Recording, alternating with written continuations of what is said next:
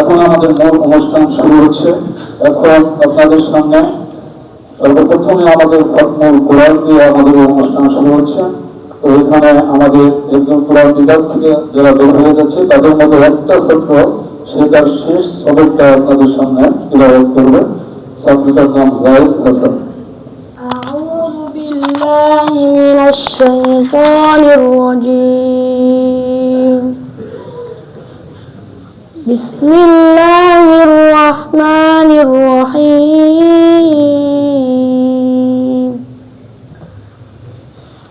وقالوا كونوا هودا أو نصارى تهتدوا قل بل ملة إبراهيم حنيفا وما كان من المشركين قولوا آمنا بالله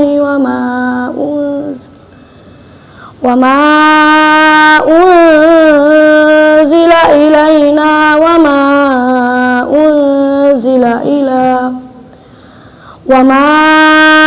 أنزل إلى إبراهيم وإسماعيل وإسحاق ويعقوب والأسباط وما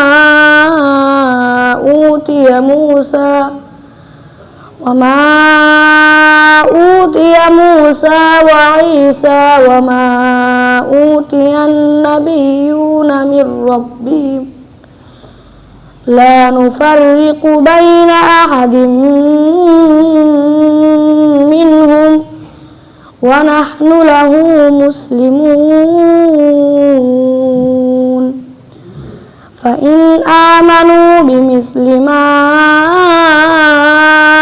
آمنتم به فقد اهتدوا وإن تولوا فإنما هم في شقاق فسيكفيكهم الله وهو السميع العليم صبغة الله ومن أحسن من الله صبغة ونحن له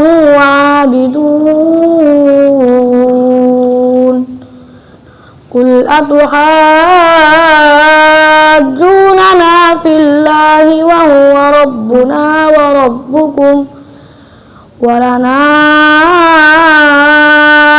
أعمالنا ولكم أعمالكم ونحن له مخلصون أم تقولون إن إبراهيم وإسماعيل وإسحاق ويعقوب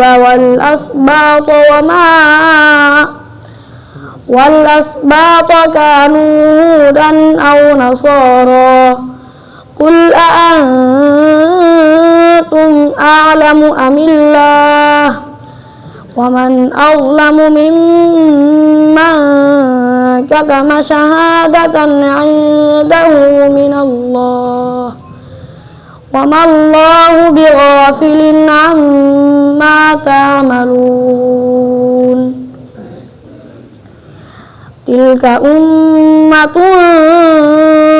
قد خلت لها ما كسبت ولكم ما كسبتم ولا تسألون عما كانوا يعملون صدق الله العظيم. দ্বিতীয় পাঠটা এই দ্বিতীয় পাঠের সর্বশেষ যে বাপটা সেই বাপটাই আজকে দেওয়া হবে 10 দিনের। এখানে সর্বশেষ বাপ আপনাদের সামনে আমাদের সামনে আমাদের তাকমিরের এক ছাত্র মোহাম্মদ আলামিন তালিবি সে পড়ছে, যেটাকে হাদিসের মুহাদ্দিসিনদের পরিভাষায় বলা হয় কিরাআতুত তিরমিজি আলা শাইখ। الحمد لله رب العالمين والصلاة والسلام على سيد الأنبياء والمرسلين وعلى آله وصحبه أجمعين. أما بعد، فإن أصدق الحديث كتاب الله، وأحسن الهدي هدي سيدنا ومولانا محمد صلى الله عليه وسلم، وخير الأمور عوازمها، وشر الأمور محدثاتها، وكل محدثة بدعة، وكل بدعة ضلالة، وكل ضلالة في النار. وبالسند المتصل منا إلى شيخ الإمام الهمام الحافظ الحجة أمير المؤمنين في الحديث أبي عبد الله محمد بن إسماعيل بن إبراهيم بن المغيرة بن بردزبة الجعفي البخاري رحمهم الله تعالى. اللهم انفعنا بعلومه وعلومهم أجمعين آمين يا رب العالمين. أنه قال: باب قول الله تعالى: ونضع الموازين القسط ليوم القيامة وأن أعمال بني آدم وقولهم توزن. وقال مجاهد: القسطاس العدل بالرومية، ويقال القسط مصدر المقسط، وهو العادل، أما القاسط فهو الجائر. وبه قال حدثنا أحمد بن إشكاب قال حدثنا محمد بن فضيل عن عمارة بن القعقاع عن أبي زرعة عن أبي هريرة رضي الله تعالى عنه قال: قال النبي صلى الله عليه وسلم: كلمتان حبيبتان إلى الرحمن، خفيفتان على اللسان، ثقيلتان في الميزان، سبحان الله وبحمده سبحان الله العظيم. الحمد لأهله والصلاة لأهلها. أما بعد، فأعوذ بالله. بسم الله الرحمن الرحيم. يرفع الله الذين آمنوا والذين أوتوا العلم درجات. وقال رسول الله صلى الله عليه وسلم: خيركم من تعلم القرآن وعلمه. وقال رسول الله صلى الله عليه وسلم: إن الله تبارك وتعالى يرفع بهذا الكتاب أقواما ويدع به آخرين. صدق الله العظيم. আল্লাহ তাবারক ওয়া তাআলার অশেষ মেহেরবান যে আল্লাহ তাবারক ওয়া তাআলা আমাদেরকে একটি বরকতপূর্ণ মাস রজব মাস, যে মাসের চাঁদ দেখার পর নবীজি দোয়া করতেন: আল্লাহুম্মা বারিক লানা ফি রজব ওয়া শাবান ওয়া বাল্লিগনা রমাদান। হে আল্লাহ, রজব এবং শাবান মাসে বরকত নাযিল করো আর হায়াত এতটুকু বাড়িয়ে দাও যেন আমি রমজান মাস পাই। রহমত, বরকতের মাস, মাগফিরাতের মাস, জাহান্নাম থেকে মুক্তির মাস, এই মাসটা যেন আমি পাই। উম্মতকে শিক্ষা দিলেন রমজানের 2 মাস পূর্ব থেকেই যেন এই মাসের আমরা চেষ্টা করি, প্রস্তুতি গ্রহণ করি, যাতে পুরোপুরি রমজানে আল্লাহ পাকের জন্য আমরা আমল ঠিকঠাকভাবে বেশিভাবে করতে পারি।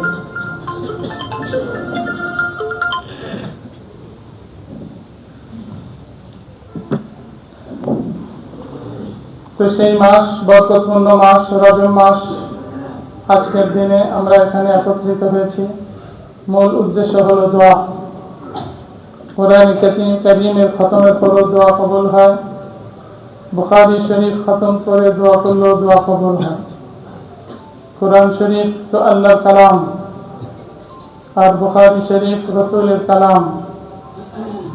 আল্লামা আসিলউদ্দিন রহমতুল্লাহ আলাইহি 120 নিয়তে 120 বার বুখারী শরীফের খতম দিয়েছিলেন। আল্লাহ রাব্বুল আলামিন তার 120 নিয়তি কবুল করেছেন, পুরা করেছেন। কোরআন শরীফ 3 পারা আমরা জানি। বুখারী শরীফকে ইমাম বুখারী এমন ভাবে লিখেছেন যে এখানেও 30 পারা। ইমাম বুখারী রহমতুল্লাহ আলাইহি ইখলাস, মুজাহাদা, মেহনত, কুরবানি, জানে কুরবানি, মানে কুরবানি এমনভাবে দিয়েছেন যে আল্লাহ তার এই কিতাবকে এমনভাবে কবুল করেছেন যে উলামায়ে কেরাম বলেন কোরআনে কারীমের পরে সর্বোচ্চ কিতাব আল কোরআনুল কারীম, এরপরে হাদিসের কিতাবের মধ্যে সর্বোচ্চ সিহহাতের মর্যাদা সহিহ কিতাব, সেটা হলো ইমাম বুখারী রহমতুল্লাহ আলাইহির এই কিতাব। শাহ আব্দুল আজিজ রহমতুল্লাহ আলাইহি আল মুজাদালা নামক কিতাবে অত্যন্ত গুরুত্বপূর্ণ একটি কথা বলেছেন যে আমার শেখ মুজাহিদ মিল্লাত হযরতুল আল্লাহ মুফতি ফজলুল হক আল আমিনী রহমতুল্লাহ আলাইহি হযরত লালবাগে দীর্ঘদিন প্রিন্সিপাল ছিলেন, শেখুল হাদিস ছিলেন, অত্যন্ত দক্ষতার সাথে মাদ্রাসা পরিচালনা করেছেন। তো হযরত আমাদেরকে এভাবেই শেষ সবকে খতমে বুখারীতে দাঁড়িয়ে তাকরীর করতেন। যেহেতু নবীজি বলেছেন আল বারাকাতু মা আকাবিরিকুম, বরকত হলো তোমাদের বড়দের সাথে, পূর্বপুরুষ যারা আল্লাহ পাকের প্রিয় পাত্র ছিলেন, মনীষী ছিলেন, তাদের অনুকরণে আল্লাহ পাক বরকত দেন। সেই জায়গাটাকে, সেই দৃশ্যকে সামনে রেখে শেখের যে যাতে আমাদের উপরেও শেখের উপরে আল্লাহ পাক বরকত করে দিয়েছেন, দান করেছেন, আমরাও যেন সেই বরকতে রহমতে শামিল হতে পারি। তো মুজাদালাতে শাহ আব্দুল আজিজ রহমতুল্লাহ আলাইহি যে গুরুত্বপূর্ণ কথাটি বলেছেন তা হলো এই, যেই স্থানে আল্লাহ রসুল সাল্লাল্লাহু আলাইহি ওয়াসাল্লামের হাদিসের দর্শ হয়, সেই স্থানের সাথে রওজায়ে আতহারের একটি সম্পর্ক স্থাপিত হয় এবং সেই রওজায়ে আতহার থেকে যেখানে হাদিসের দর্শ হয় ওই জায়গাটায় রওজায়ে আতহার থেকে ফয়েজ আসতে। তো এরকম একটি মজলিসে আল্লাহ পাক আমাদেরকে আসার শরীক হওয়ার তৌফিক দান করেছেন। এই জন্য আমরা আল্লাহর দরবারে শুকরিয়া আদায় করি, আলহামদুলিল্লাহ। হাদিস অত্যন্ত গুরুত্বপূর্ণ, আমাদের দ্বীনের একটা উসুলে ইসলাম বা উসুলে দ্বীন। এক নম্বরে আল কোরআনুল কারীম, দ্বিতীয় নম্বরে হাদিসে রাসূল সাল্লাল্লাহু আলাইহি ওয়াসাল্লাম। আমরা জানি গারে হিরাতে যখন সর্বপ্রথম হযরত জিবরিল আলাইহিস সালাতু ওয়াস সালাম আল্লাহ পাকের পক্ষ থেকে সূরাতুল আলাকের 5টি আয়াত নিয়ে আসেন সেই জায়গাটায়, সেটা হলো গারে হিরা। সেই আয়াত নিয়ে নবীজি যখন নিজের বাড়িতে ফিরলেন, হযরত খাদিজাতুল কুবরা রাদিয়াল্লাহু তাআলা আনহাকে বললেন জাম্মিলুনি জাম্মিলুনি। অনেক বড় ইতিহাস, সেদিকে যাওয়ার সময়ও নেই। এরপরে হযরত খাদিজাতুল কুবরা রাদিয়াল্লাহু তাআলা আনহার সাথে কথোপকথন হয়। পরিশেষে হযরত খাদিজাতুল কুবরা রাদিয়াল্লাহু তাআলা আনহা নবীজিকে নিয়ে যান হযরত খাদিজাতুল কুবরা রাদিয়াল্লাহু তাআলা আনহার চাচাতো ভাই ওয়ারাকা বিন নওফলের কাছে। নেওয়ার উদ্দেশ্য, লক্ষ্য হলো যেখানে সারা পৃথিবীতে শিরক, কুফর, দালালাত, গোমরাহি, বেদাতে ভরে গেছে অন্ধকারে, সেই জায়গাটাকে আবার আলোকিত করা। সেই জায়গায় একজন মানুষকে জিম্মাদারি দেওয়া হচ্ছে, তিনি হলেন বিশ্ব নবী, শেষ নবী, শ্রেষ্ঠ নবী মুহাম্মদ মুস্তাফা আহমদ মুজতবা সাল্লাল্লাহু আলাইহি ওয়াসাল্লাম। এখন এত বড় জিম্মাদারি, পূর্বে যেহেতু নবীর পরে নবী আসছে, কোন নবীর মিশন অসম্পূর্ণ থাকলে পরবর্তী নবী এসে এটাকে পুরা করেছেন। যেহেতু তিনি শেষ নবী কিয়ামত পর্যন্ত, এরপরে আর কোনো নবী আসবেন না, এই জন্যেই এনার জিম্মাদারি অনেক অনেক বেশি। এখন সেই জিম্মাদারি পুরা করতে গিয়ে অনেক অবস্থা আসবে, হালাত আসবে। তো সেই অবস্থায় করণীয় কি? এই জন্যেই হযরত খাদিজা রাদিয়াল্লাহু তাআলা আনহা নবীজিকে নিয়ে তার কাছে গিয়েছেন। ওয়ারাকা বিন নওফল নবীজি থেকে শুনলেন ঘটনা কি, গারে হিরাতে কি ঘটনা ঘটেছে। তখন নবী করিম সাল্লাল্লাহু আলাইহি ওয়াসাল্লাম তাকে উত্তর দিলেন যা যা ঘটনা ঘটেছিল। এরপরে ওয়ারাকা বলছে হাদার নামুস আল্লাযী নাযালাল্লাহু আলা মূসা, এটা তো সেই হযরত জিবরিল আমিন আলাইহিস সালাতু ওয়াস সালাম, যাকে আল্লাহ রাব্বুল আলামিন মূসা আলাইহিস সালাতু ওয়াস সালামের কাছে পাঠিয়েছিলেন। আবার একটা riwayate হযরত ঈসা আলাইহিস সালাতু ওয়াস সালামের নাম নিলেন। এরপরে হযরত ওয়ারাকা যে আশা ব্যক্ত করলেন যখন আপনার দাওয়াতের কাজ শুরু হবে তখন যদি আমি যুবক হতাম, শক্তিশালীভাবে, শক্তভাবে, মজবুতির সাথে, জোরদারভাবে আমি আপনাকে সাহায্য করতাম। কারণ সে বৃদ্ধ বয়সে পৌঁছে গিয়েছিল, সেই আশা সে ব্যক্ত করেছে। এরপরে সে বলেছে যখন আপনার জাতি আপনাকে আপনার দেশ থেকে বের করে দিবে, যদি আমি তখন জীবিত থাকতাম। তখন নবীজি খুব আফসোসের সাথে বললেন, যে জাতি আমাকে আস-সাদিকুল আমিন, সত্যবাদী, আমানতদার, বিশ্বস্ত বলে এতদিন তারা আমার সাথে আচার ব্যবহার করেছে, সমস্ত ক্ষেত্রে আমাকে সামনে রেখেছে, মশওয়ারা নিয়েছে, 40 বছর যাবৎ আমার সাথে কত সুন্দর আচরণ করেছে, তারাই কি আমাকে আমার দেশ থেকে বের করে দিবে? তখন ওয়ারাকা বিন নওফল, যেহেতু সে আহলে কিতাব ছিল, মূল খ্রিস্ট ধর্মের অনুসারী ছিল, ইনজিল এবং তাওরাতের ইলম তার কাছে ছিল, সেই আলোকে সে বলছে, যখনই আল্লাহ পাক কোন নবীকে পাঠিয়েছেন আর সেই নবী আল্লাহ পাকের পক্ষ থেকে দাওয়াতের কাজ শুরু করেছেন, তখন সকলেই তার বিরোধিতা করেছে। কাজে সেই রেওয়াজ মোতাবেক আপনারও বিরোধিতা করা হবে, এমনকি আপনাকে দেশ থেকেও বের করে দেওয়া হবে।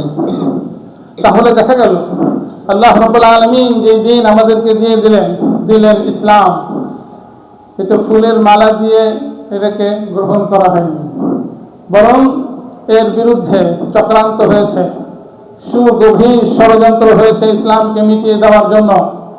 অনেককে, ইসলামের অনুসারী অনেককে হত্যা করা হয়েছে, এমনকি নবী এবং সাহাবাদেরকে নিজ মাতৃভূমি থেকে বিতাড়িত করেছে। তবুও ইসলামের অগ্রযাত্রাকে থামাতে পারি নাই। ইসলামের অগ্রযাত্রা, ইসলাম তখনও ছিল, এখনো আছে, কিয়ামত পর্যন্ত থাকবে।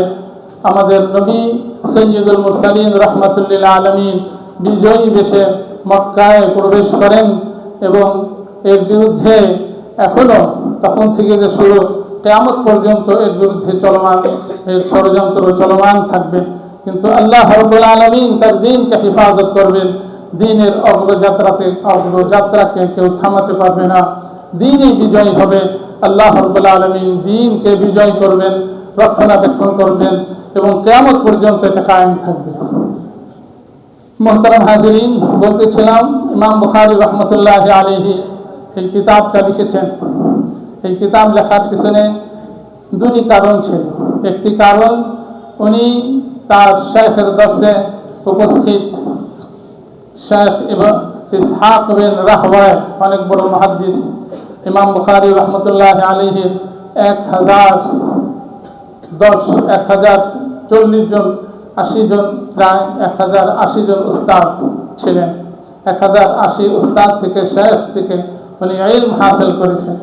তো শেখ ইসহাক বিন রাহওয়ায়ের দর্শে যখন বসা, শেখের জবান থেকে অথবা সাথীদের কেউ একজন বলে উঠল, কত ভালো হতো যদি নবীদের সহি হাদিসগুলো কেউ একজন এক জায়গায় একত্রিত করত, তাহলে উম্মত অনেক উপকৃত হতো।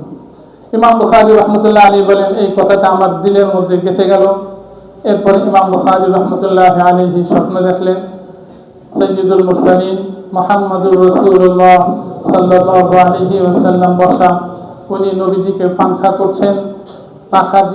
করছেন, মাসিকে তাড়িয়ে দিচ্ছেন।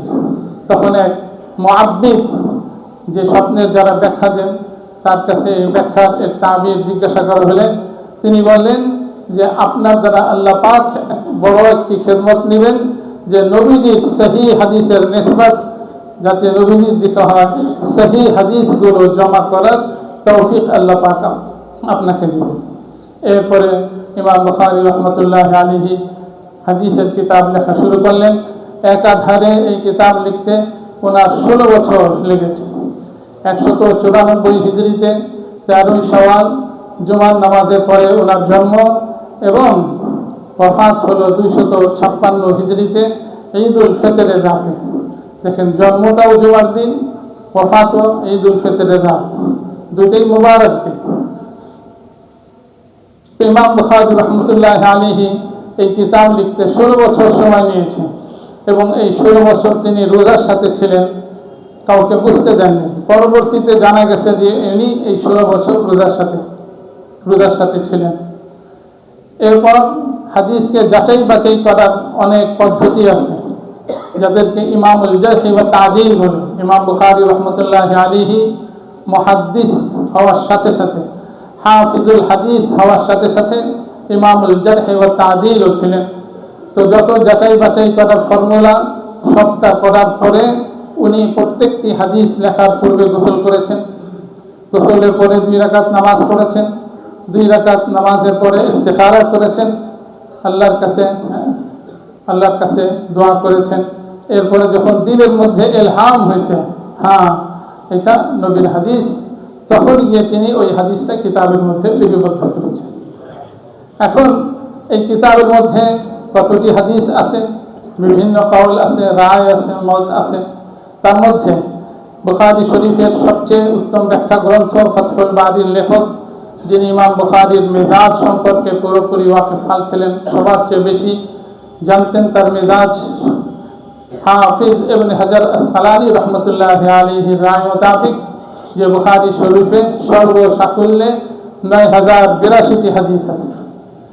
তাহলে আমরা যদি দেখি এই হাদিস, এই কিতাব লেখার ক্ষেত্রে ইমাম বুখারীর কোরবানিটা কি? একাধারে 16 বছর রোজা রাখা, দ্বিতীয়ত 9082 বার গোসল করা। আর যদি খেয়াল করি প্রতিটি হাদিস লেখার পূর্বে 2 রাকাত নামাজ পড়ছেন, তাহলে কত রাকাত নামাজ হবে? 18,164 রাকাত। প্রত্যেক রাকাতে 2টি করে সেজদা, তাহলে কতগুলি সেজদা হবে? 36,328টি সেজদা। এত বড় নিয়ামত, এত বড় কোরবানি করেছেন ইখলাসের সাথে। আল্লাহ পাক তার এই মর্যাদা, এই বুখারীর মর্যাদা এমনভাবে দিলেন যে আসাহুল কুতুব বাদা কিতাবিল্লাহ, আল্লাহ পাকের কিতাবের পরে সবচেয়ে বিশুদ্ধ কিতাব, সহিহ কিতাব বুখারী শরীফকে বলা হয়, এই উপাধি বুখারী শরীফে।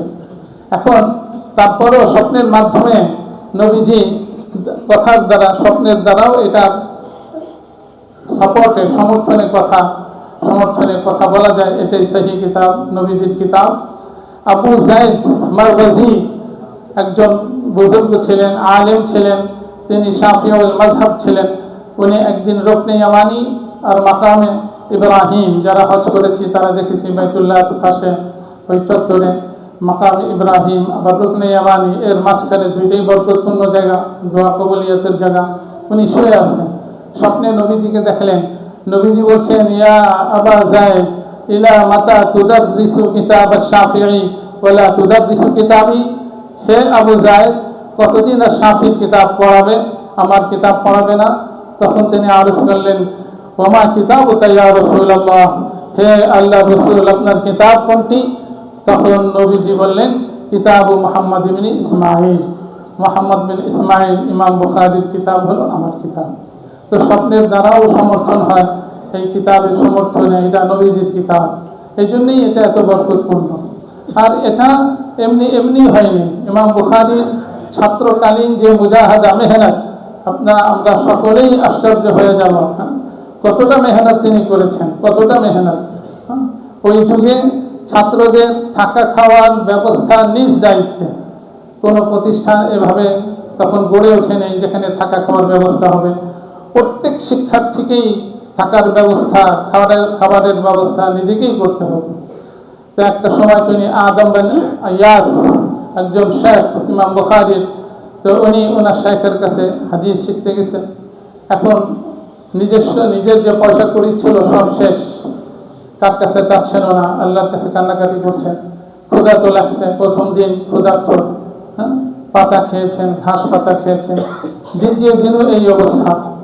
তৃতীয় দিন আল্লাহর পক্ষ থেকে এক বান্দা স্বর্ণের মুদ্রার একটি ব্যাগ ইমাম বুখারীকে দিয়ে। তো দেখা গেল মেহনতটা কি পরিমাণ। ইমাম বুখারী রহমতুল্লাহি আলাইহি কতটা মেধাবী ছিলেন। ইমাম বুখারী রহমতুল্লাহি আলাইহির কাছে 6 লক্ষ হাদিস ছিল, 6 লক্ষ হাদিস। সেখান থেকে যাচাই বাছাই করে উনি ওনার কিতাবে 9082টি হাদিস লিপিবদ্ধ করেছেন। এখন অনেকের কাছে মনে হতে পারে যে হাদিসের কিতাব মনে হয় শুধু বুখারী শরীফ। অনেক সময় কিছু লোক মানুষকে জিজ্ঞেস করে, বা অনেককেই জিজ্ঞেস করে, এই হাদিসটি কিতাবে কি আছে, বুখারী শরীফে আছে? আসলে বুখারী শরীফে আছে কিনা তার আগে জানতে হবে। ইমাম বুখারীকে এটা দাবি করেছেন যে নবীজির সকল হাদিস উনি বুখারী শরীফে জমা করেছেন, তা তো বলেন। আমরা যে কিতাবের নাম বুখারী শরীফ হিসাবে জানি, এই কিতাবের একটা নাম আছে, নির্দিষ্ট একটা নাম আছে। সেই নামটা হলো আল জামিউ আল মুসনাদ আস সাহিহ আল মুখতাসার মিন উমুরি রাসূলিল্লাহি সাল্লাল্লাহু আলাইহি ওয়াসাল্লাম ওয়া সুনানিহি ওয়া আইয়ামিহি। এটা নাম, এই নামের মধ্যেই কিন্তু এর ব্যাখ্যাটা দেওয়া আছে, বুখারী শরীফের ব্যাখ্যাটা দেওয়া আছে যে এই কিতাবের মধ্যে 8টি বিষয়ের হাদিসগুলো লিপিবদ্ধ করা হয়েছে। সিয়ার ও আদাব ও তাফসীর ও আকাইদ, ফিতান ও আশরাত ও আহকাম ও মানাকিব, এই হাদিসগুলো সনদে মুত্তাসিল মূল কিতাবের মধ্যে এই যে নামের যে তালিকা, মুহাদ্দিস থেকে নবীজি পর্যন্ত নামের যে তালিকা, এটাকে সনদুল হাদিস বলে। আর এরপরে যে মতন নবীজির কথা এবং কাজ, এটা হলো মতনুল হাদিস। ইমাম বুখারী রাহমাতুল্লাহি আলাইহির হাদিসগুলো মূল কিতাবের মধ্যে সনদে মুত্তাসিল, মানে মাঝখানে কোনো শাইখের গ্যাপ নাই, ধারাবাহিকতা রক্ষা করা হয়েছে, কোথাও কোনো গ্যাপ নাই। ইমাম বুখারী শাগির্দকে, উস্তাদকে, তার উস্তাদকে, তার উস্তাদকে, এভাবেই নবীজি পর্যন্ত সনদটা চলে গেছে। কাজেই আল জামি আল মুসনাদ, এরপরে ইমাম বুখারী বলেছেন as-sahih, আমার এই মূল কিতাবের মধ্যে আমি সহিহ হাদিসগুলো জমা করেছি। সহিহ হাদিসটা কি? মা রাওয়াহুল আদিলুত তামুজ যাbt মিন গায়রি ইনকিতাইন ফিল ইসনাদ ওয়ালা ইল্লাতিন ওয়ালা শুযুজ, যেই হাদিসের মধ্যে 5টি কথা থাকবে সেই হাদিসকে সহিহ বলা হবে। দেখেন, শাস্ত্রের কথা শাস্ত্রীয় ভাষায় বুঝতে হবে, ওটা অভিধান দিয়ে বুঝলে হবে না। অনেক সময় আমরা কোরআন সুন্নাহ বুঝতে চাই অভিধান দিয়ে, শব্দের অর্থ অভিধানে কি লিখছে ওটা দেখি না, শাস্ত্রের কথা শাস্ত্রীয় ভাষায় লিখতে হবে। এটা একটা পরিভাষা, সহিহ একটা পরিভাষা, হাসান একটা পরিভাষা। হাদিসের অনেক প্রকার ভেদ আছে, 1 নম্বরেই তো সহিহ। তো এই সহিহ হাদিস ওই হাদিসকেই বলা হবে যার মধ্যে 5টি কথা পাওয়া যাবে, যেটা আমি আরবিতে আপনাদের শোনালাম, এই পর্যন্ত আমরা শুনে আছি। তো সেই হাদিসকে মুহাদ্দিসিনদের পরিভাষায় সহিহ বলা হবে। আচ্ছা, এখন সহিহ পরে, সহিহ পরে যে শব্দটা আসছে তা হলো আল মুখতাসার। আমি এই কথাটার জন্য এতটুকু আসলাম যে আল মুখতাসার দ্বারা ইমাম বুখারী নিজেই বলে দিলেন, আমার কিতাবের মধ্যে কিন্তু আমি নবীজির সব হাদিস লিপিবদ্ধ করি নাই। মুখতাসার তার একটা সার সংক্ষেপ, মুখতাসার, মুখতাসার মানেই তো সংক্ষেপ। তো এখন যদি আমি সব হাদিস বুখারীতে তালাশ করতে চাই তাহলে তো আমি পাবো না, তালাশ করাটাও বোকামি হবে। কেন? লেখক নিজেই বলছেন আমি সব হাদিস এখানে জমা করি নাই, এখানে সার সংক্ষেপ, হাদিসের একটা সার সংক্ষেপ আমি জমা করেছি। কাজেই এখানে সব হাদিস তালাশ করা এটা অবান্তর, এটা বোকামি ছাড়া আর কিছুই না। কাজে আল মুখতাসার এই কথাটা অবান্তর। এরপরে ইমাম বুখারীর কিতাবের শেষে মিন উমুরি রাসূলিল্লাহি সাল্লাল্লাহু আলাইহি ওয়াসাল্লাম, নবীজির কথা, নবীজির কাজ এবং তার জীবনের ঐতিহাসিক ঘটনাপুঞ্জি, শব্দের অর্থ হলো এই। তো এটাকে বলা হয়, তো ইমাম বুখারীর যে কিতাব আল জামি আল মুসনাদ as-sahih আল মুখতাসার মিন উমুরি রাসূলিল্লাহি সাল্লাল্লাহু আলাইহি ওয়াসাল্লাম ওয়া সুনানিহি ওয়া আইয়ামিহি। এখন মনে হতে পারে তাহলে কি বুখারী শরীফের আগে কোনো কিতাব ছিল না? ছিল। ইমাম বুখারী রাহমাতুল্লাহি আলাইহির আগে ইমাম আহমদ বিন হাম্বল, আমি এদের নাম আগে নিচ্ছি যেহেতু পৃথিবীতে 4টা মাযহাব এখন প্রচলিত, হানাফি, মালিকি, শাফিঈ, হাম্বলি, এদের নামটা আগে নিচ্ছি। যে ইমাম বুখারী রাহমাতুল্লাহি আলাইহির আগেও কিতাব লিখেছেন ইমাম আহমদ বিন হাম্বল রাহিমাহুল্লাহ। ইমাম আহমদ বিন হাম্বল রাহিমাহুল্লাহর কাছে 10 লক্ষ হাদিস ছিল। সেই 10 লক্ষ হাদিস থেকে উনি 40,000 হাদিসের হাদিস জমা করেছেন তার কিতাব মুসনাদে আহমদের মধ্যে। এখন এটা পাওয়া যায় যে 52 খণ্ডে, তাহকিকের সাথে 52 খণ্ডে মুসনাদে আহমদ। তো তিনি 10 লক্ষ হাদিস থেকে 40,000 হাদিস লিপিবদ্ধ করেছেন। ইমাম আহমদ বিন হাম্বল রাহিমাহুল্লাহর জন্ম হলো 164 হিজরি। মুসনাদে আহমদের আগে যিনি কিতাব লিখেছেন সেটা হলো মুয়াত্তা মালিক। ইমাম মালিক রহমতুল্লাহ আলাইহির কিতাব মুয়াত্তা। ইমাম মালিক রহমতুল্লাহ আলাইহির জন্ম 94 বা 95। ইমাম মালিক রহমতুল্লাহ আলাইহি হাদিসের কিতাব লিখছেন মুয়াত্তা। মুয়াত্তার আগে যিনি কিতাব লিখেছেন, কিতাব হাদিসের কিতাব, কিতাবুল আসার, এটা যিনি লিখেছেন এটা হলো ইমাম আবু হানিফা রহমতুল্লাহ আলাইহি। ইমাম আবু হানিফা রহমতুল্লাহ আলাইহির উস্তাদ সংখ্যা হলো 4000 উস্তাদের কাছে উনি পড়ালেখা করেছেন। ইমাম আবু হানিফা রহমতুল্লাহ আলাইহির কিতাব কিতাবুল আসার। ইমাম আবু হানিফা রাহিমাহুল্লাহ তার কিতাবকে কিতাবুল আকাদের মধ্যে কোরআন ও সুন্নাহর উপরে ভিত্তি করে ইসলামিক মাসআলাগুলো অধ্যায় অধ্যায় করে বিন্যাস করে উনি লিপিবদ্ধ করেছেন। সর্বপ্রথম এই অধ্যায় আকারে সিরিয়াল যিনি কিতাব লিখেছেন তিনি ইমাম আবু হানিফা রহমতুল্লাহ আলাইহি সংকলন করেছেন। এজন্যই আল্লামা জালালউদ্দিন সুয়ুতি রহমতুল্লাহ আলাইহি বলেন, আউয়ালু মা দাব্বানা শরিয়া আল ইমাম আবু হানিফা রাহিমাহুল্লাহ। এই সংকলন সর্বপ্রথম অধ্যায় অধ্যায় আকারে কোরআন ও সুন্নাহর উপরে ভিত্তি করে হাদিসগুলো জমা করেছেন তিনি হলেন ইমাম আবু হানিফা রহমতুল্লাহ আলাইহি। ইমাম আবু হানিফা রহমতুল্লাহ আলাইহি 80 হিজরিতে ওনার জন্ম এবং 150 হিজরিতে ওনার ইন্তেকাল। ইমাম আবু হানিফা রহমতুল্লাহ আলাইহি উনি তাবিঈ ছিলেন, জলিলুল কদর তাবিঈ। আব্দুল্লাহ বিন একজন সাহাবীর সাথে ওনার মোলাকাত হয়, যার থেকে উনি রিওয়ায়াত করেন আব্দুল্লাহ। আবার হযরত আনাস বিন মালিক রাদিয়াল্লাহু তাআলা আনহু রুয়ায়াত ওনার সাথে মোলাকাত হয়েছে। এটা হাফিজ ইবনে হাজার আসকালানী রহমতুল্লাহ আলাইহি নিজেই স্বীকৃতি দিয়েছেন এই সাহাবীর সাথে ওনার মোলাকাত হয়েছে। আবার সাহিব দুররে মুখতার উনি বলেছেন ইমাম আবু হানিফা রহমতুল্লাহ আলাইহির মোলাকাত 20 জন সাহাবীর সাথে হয়েছে। অনেক বড় মানুষ ছিলেন, একটি কথা না বললেই নয়। হাদিসের যে ধারাবাহিকতা, সনদের মধ্যে নামের তালিকা যত কম হবে সেই হাদিসের মর্যাদা তত বেশি হবে। ইমাম আবু হানিফা রহমতুল্লাহ আলাইহি এবং নবীজির মাঝে অনেক হাদিস এমন আছে একজন, আবার অনেক হাদিস আছে 2 জন, এবং অনেক হাদিস আছে 3টি মাধ্যম।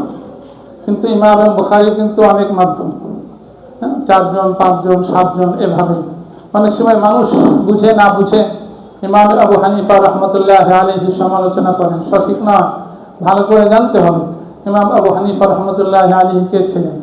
ইমাম আবু হানিফা রহমতুল্লাহ আলাইহি স্বপ্ন দেখেন। স্বপ্নটা কি? স্বপ্নটা হলো এই যে তিনি স্বপ্ন দেখছেন নবীজির কবর খনন করছেন এবং সেখান থেকে হাড্ডি বের করছেন। ওই সময়ের ইমাম তাবিব স্বপ্ন ব্যাখ্যার যিনি ইমাম ছিলেন মুহাম্মদ বিন সিরিন, উনিও অনেক বড় মুহাদ্দিস এবং জলিলুল কদর তাবিঈ। তো মুহাম্মদ বিন সিরিন রহমতুল্লাহ আলাইহি এই স্বপ্ন ব্যাখ্যা দিলেন এইভাবে যে তুমি যে ব্যক্তি এই স্বপ্ন দেখেছে সেই ব্যক্তির দ্বারা আল্লাহ রাব্বুল আলামিন হাদিসের সংরক্ষণের কাজ নেবেন এবং দুনিয়াতে পৃথিবীতে এটার প্রচার প্রসার করবেন। অনেক বড় কথা। এবং একটি হাদিস আছে, লাউ কানা আল ইলমু বিসুরাইয়া লানালাহু রাজুলুম মিন রিজালি ফারিস। তো ফারিস এই ইলম যদি সুরাইয়া নক্ষত্রেও থাকে সেখান থেকেও ইলম শিখে নিবে সে কে? ফারিস, পারস্যে, মানে অনারব থেকে একজন। মুহাদ্দিসিন বলেন এর মিসদাক হলো ইমাম আবু হানিফা রহমতুল্লাহ আলাইহি। ইমাম আবু হানিফা রহমতুল্লাহ আলাইহির শাগির্দ হলো ইমাম আবু ইউসুফ রহমতুল্লাহ আলাইহি। ইমাম আবু ইউসুফ রহমতুল্লাহ আলাইহির শাগির্দ হলো ইমাম আহমদ বিন হাম্বল রাহিমাহুল্লাহ। ইমাম আহমদ বিন হাম্বল রাহিমাহুল্লাহর শাগির্দ হলো ইমাম বুখারী। ইমাম বুখারীর শাগির্দ হলো ইমাম মুসলিম, ইমাম তিরমিজি, অন্যান্য ইমাম। ওদিকে ইমাম আবু হানিফা রহমতুল্লাহ আলাইহির একজন শাগির্দ ছিলেন ইমাম মুহাম্মদ রহমতুল্লাহ আলাইহি। তার ছাত্র ছিলেন ইমাম শাফি রহমতুল্লাহ আলাইহি। তাহলে দেখা গেল ইমাম শাফির উস্তাদের উস্তাদ ইমাম আবু হানিফা রহমতুল্লাহ আলাইহি, ইমাম আহমদ বিন হাম্বল রাহিমাহুল্লাহ উস্তাদের উস্তাদ ইমাম আবু হানিফা রহমতুল্লাহ আলাইহি। রয়ে গেল ইমামে মালিক। তার ক্ষেত্রে আল্লামা জালালউদ্দিন সুয়ুতি রহমতুল্লাহ আলাইহি বলেন, কানা মালিক ইয়ানজুরু মিন কুতুবি আবি হানিফা ওয়া ইয়ানতাফিউ বিহা। যে ইমাম মালিক ইমাম আবু হানিফা রহমতুল্লাহ আলাইহির কিতাব দেখতেন এবং তার থেকে উপকৃত হতেন। তো কিতাবই ছাত্র ইমাম মালিক। তাহলে আমরা দেখলাম সকলের উস্তাদ, সকলের ডাইরেক্ট উস্তাদ অথবা মাধ্যম হয়ে উস্তাদ তিনি ইমামুল আইম্মা ইমাম আবু হানিফা রহমতুল্লাহ আলাইহি। অন্যদিকে যদি আমরা দেখি বুখারী শরীফ যার এত গ্রহণযোগ্যতা, তার ভিত্তি ছিল মুওয়াত্তা মালিক। মুওয়াত্তা মালিকের ভিত্তি ছিল কিতাবুল আসার। তাহলে দেখা গেল হাদিস সংকলনেও ভিত্তি রচনা করেছেন কে? ইমাম আবু হানিফা রহমতুল্লাহ আলাইহি। ইমাম বুখারী ইমাম আবু হানিফা রহমতুল্লাহ আলাইহি। তাহলে বোঝা গেল ইমাম আবু হানিফা রহমতুল্লাহ আলাইহি একদিকে যেমন ইমামুল আইম্মা আর একদিকে ইমামুল মুহাদ্দিসিন। মুহাদ্দিসিনদের উস্তাদ। বুখারী শরীফে 22টি সুলাসিয়াত আছে, অর্থাৎ ইমাম বুখারী থেকে নবীজি পর্যন্ত 3টা মাধ্যম। এই 22টি সুলাসিয়াতের মধ্যে 20টি হানাফি মাসলাকের ইমাম যার থেকে ইমাম বুখারী রিওয়ায়াত করেছেন। যেমন মক্কি ইবনে ইব্রাহিম, ইমাম আবু হানিফা রহমতুল্লাহ আলাইহির বিশিষ্ট শাগির, তার থেকে ইমাম বুখারী এই সুলাসিয়াতের 11টি হাদিস বর্ণনা করেন। ইমাম বুখারী রহমতুল্লাহ আলাইহি মক্কি ইবনে ইব্রাহিম, আর মক্কি ইবনে ইব্রাহিম ইমাম আবু হানিফা রহমতুল্লাহ আলাইহির শাগির। অন্যদিকে আবু আসিম আন-নবীল, তিনিও ইমাম আবু হানিফা রহমতুল্লাহ আলাইহির বিশিষ্ট শাগির। তার থেকে তিনি সুলাসিয়াতের 6টি হাদিস, ছয়টি সুলাসিয়াত বর্ণনা করেন বুখারীতে। তো 11 আর 6 17 হলো। আর 3টি হাদিস হলো মুহাম্মদ বিন আব্দুল্লাহ তার থেকে। আর মুহাম্মদ বিন আব্দুল্লাহ শাইখ হলেন ইমাম আবু ইউসুফ এবং ইমাম জুফার রাহিমাহুমুল্লাহ। আর এই দুইজন শাগির্দ হলো ইমাম আবু হানিফা রহমতুল্লাহ আলাইহি। তাহলে সুলাসিয়াত অন্য অন্য সনদের থেকে সুলাসিয়াত, বুখারী শরীফে সুলাসিয়াত হলো উপর লেভেলের হাদিস। সেই সুলাসিয়াতের 22টির মধ্যে 20টি হলো হানাফি ইমামদের থেকে উনি বর্ণনা করেছেন। কাজেই অনেকেই ইমাম বুখারীকে প্রাধান্য দিতে দিতে ইমাম আবু হানিফার উপরে দিয়ে ফেলে, এই কথাটা সঠিক নয়। ইমাম বুখারীকে আল্লাহ পাক মর্যাদা দান করছেন, ইমাম আবু হানিফাকেও রহমতুল্লাহ আলাইহিকেও অনেক মর্যাদা দান করছেন। প্রত্যেক মর্যাদাবানকে তার স্থানে রাখা, এটাই হলো ইসলামের কথা, এটাই নবীজির হাদিস, আনজিলুল্লাহ মানাজিলাহুম। তো বলতেছিলাম ইমাম বুখারী রহমতুল্লাহ আলাইহি তার কিতাবে এই বর্ণনাকারীদের হিস্ট্রিও কিতাবের মধ্যে লিপিবদ্ধ, জন্ম থেকে মৃত্যু। এই জন্য হযরত আনওয়ার শাহ কাশ্মীরি রহমতুল্লাহ আলাইহি বলেন, হাফিজুল হাদিস শামসুদ্দিন যাহাবী রহমতুল্লাহ আলাইহিকে যদি একটা উঁচু টিলাতে বসিয়ে দেওয়া হয়, আর যত রাভি বর্ণনাকারী আছে হাদিসের সকলকে যদি একটা ময়দানে তার সামনে বসিয়ে দেওয়া হয়, তিনি এক একজনকে ইশারা করে তার জীবন হিস্ট্রি বলে দিবেন, একদম জন্ম থেকে মৃত্যু পর্যন্ত পুরাটা বলে দিবেন। এইরকম মানুষ রিজালে কার আল্লাহ পাক তৈরি করছেন। এই জন্যই এই কোরআন সুন্নাহ এভাবেই সংরক্ষিত হয়ে আছে। আর আমাদের এই উম্মতে মুহাম্মাদের বৈশিষ্ট্যই এটা, যে এই সনদের মাধ্যমে যখন কাল আল্লাহ বা কাল রাসূলুল্লাহ বলে, তখন ইতমিনানের সাথে সে বলে এটা নবীজি বলেছেন, অন্য কেউ না। এটা তো একটা জাহিরি কথা, একটা বাতিনি কথাও আছে। মুজাদ্দিদ মিল্লাত হাকিমুল উম্মাত হযরত মাওলানা আশরাফ আলী থানভী রাহমাতুল্লাহ আলাইহি বিশিষ্ট খলিফা হযরত মাওলানা ডক্টর আব্দুল হাই আরিফি রাহমাতুল্লাহ আলাইহি বলেন, এটার মিসালটা হলো এরকম, যেমন এখানে বাতি জ্বলছে, আমরা সুইচটা দিলাম, বাতি জ্বললো। তো সুইচ দেওয়ার সাথে সাথে এই বিদ্যুৎটা কোত্থেকে আসলো, যে এখান থেকে বিদ্যুতের যে পাওয়ার হাউস আছে, যার মাঝখানে অনেকগুলো বিদ্যুৎ খুঁটি আছে, এই খুঁটিগুলোর মাধ্যমে সংযোগ হয়ে যায় পাওয়ার হাউসের সাথে, তখন সেখান থেকে বিদ্যুৎ সাপ্লাই হয়, আমরা আলোকিত হই। ঠিক যখন হাদ্দাসানা বলা হয়, তো সুইচ টিপ দেওয়া হলো, এরপরে রাফিদা হলো, এই হলো তারা স্তম্ভ, সুতুন যাদেরকে বলা হয় খাম্বা, এর মাধ্যমে এটা গিয়ে যায় মিলে নবুয়তের পাওয়ার হাউস, আমাদের নবী করিম সাল্লাল্লাহু আলাইহি ওয়াসাল্লামের সাথে যায় মিলে, ওখান থেকে ওটাই হলো পাওয়ার হাউস। তো এটা হলো, এটাকে বলা হয় সিলসিলাতুল যাহাব, স্বর্ণের শিকল, যে এই শিকলের সাথে, স্বর্ণের শিকলের সাথে নিজেকে সম্পৃক্ত করতে পারবে সেই সফল। কেন? রাসূল করিম সাল্লাল্লাহু আলাইহি ওয়াসাল্লামকে এক সাহাবী জিজ্ঞেস করলেন, মাতাসা ইয়া রাসূলুল্লাহ, কিয়ামত কবে হবে? নবীজি বললেন, ওমা আতাত্তা লাহা, কবে হবে এটা জিজ্ঞেস করছো, কিয়ামতের প্রস্তুতি তুমি কি নিয়েছো বলো। তখন সেই সাহাবী বললেন, ইয়া রাসূলুল্লাহ, আমার তো কোনো প্রস্তুতি নাই, তবে এতটুকু যে আমি আল্লাহ এবং আল্লাহ রাসূলকে মহব্বত করি। তখন নবীজি বললেন, আল মারউ মা'a মান আহাব্বা, যে যাকে মহব্বত করবে তার সাথেই কি হবে, তার হাসর হবে। হযরত আনাস বিন মালিক রাদিয়াল্লাহু তাআলা আনহু বলেন, যে এই কথা শোনার পর আমাদের এত খুশি লাগলো, এত খুশি, যে এরকম খুশি আর কোনোদিন আমরা হয়নি, যে আল মারউ মা'a মান আহাব্বা, যে হাসর তার সাথেই হবে যার সাথে তার মহব্বত হবে। আর সাহাবায়ে কেরামের মহব্বত নবীর সাথে কেমন ছিল, ইতিহাস আমাদের সামনে আছে, কিরকম তাদের মহব্বত ছিল। যাই হোক, এই কিতাব, এটা হলো সনদের গুরুত্ব। এই সনদের কারণেই আমরা বলতে পারি এটা নবীজি বলেছেন। আলহামদুলিল্লাহ, আল্লাহ পাক আমাদের দেশের রত্ন বলা যাবে শেখ আব্দুল মালিক সাহেব দামাত বারাকাতুহু আল্লাহ পাক তাকে নেক হায়াত দান করেন। দেখেন না, উনি বই লিখেছেন জাল হাদিস, তাই না? অনেক কথা যেটা হাদিস না, মানুষ এটাকে হাদিস হিসেবে বর্ণনা করে, হ্যাঁ, যেটা হাদিস সেটাকে অন্যভাবে বয়ান করে। তিনি এই খেদমতটা করে যাচ্ছেন যে ভাই এটা আমাদের সমাজে এই কথাটা প্রচলিত, কিন্তু এটা কি না, হাদিস না। কাজে দেখেন এই যে সত্য মিথ্যা, সহি গলত, এটা পার্থক্য। এই পার্থক্য কারণ কি, মেয়ার কি, মাপটা ঠিকই সনদ।